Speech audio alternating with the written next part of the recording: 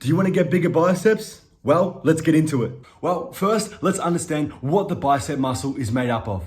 Well, the biceps is a two-headed muscle. What does that mean? Well, what it does mean is that we know that it has two insertions and two origins in the muscle. What does that mean? It has two heads. The first head is the short head, and that's on the inside here. Ladies and gentlemen, that's origin is on the coracoid process up here. It's connected to the scapula, and it connects down to our forearms in here, okay? The long head, which is on the outside, okay? That's on the glenoid tubercle up here as well, and then it connects down to our forearms. Why do we need to know that? Well, now that we know that it's a two-headed muscle, okay, now we know how to train it and where to train it. Let's get into a couple of exercises. As you can see, guys, the elbow is in the same position. Whenever we're doing a bicep curl or whenever we're doing triceps as well, we want to make sure our elbow is in the same position. It's not moving around. So this is a good example. We'll get into a few examples of what not to do, but this is a good example. The elbow is always in the same position. We can see we've got a full extension. We're going all the way up, all the way down, all the way up, all the way down. It's even incorporating some of our triceps there because we're really letting loose. As you can see, we changed the grip to a hammer curl, okay? Because it's a two-headed muscle, we're doing two different grips. The first grip was a supination, okay, like a soup, and the second one is a hammer curl, like a hammer, okay? And you can see there, it's using a few different muscles.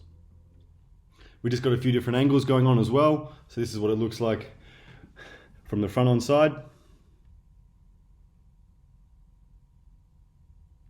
And this is using cables. So there's many different ways. You can use free weights. You can use cables. The difference is cables have tension throughout the whole movement, whereas free weights, if you let it drop really quick, you know, it really releases the tension. So that's the reason why I like to do cables as well. As you can see here, this is an example of what not to do. The elbow keeps moving. We start using our shoulder. We start using a bit of our chest as well. And this is what not to do. So you can kind of see there as well. This is what we don't want to do. A few examples of what you can do at home. We've got the couch here, just using that. Got the resistance bands. Bit of Arnold Schwarzenegger lifts here. Just using the inside leg. Again, many different ways.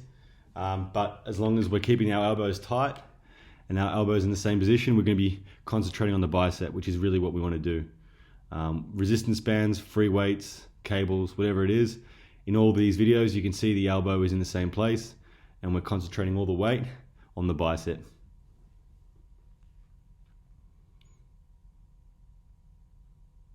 Again, hammer curls with the resistance bands.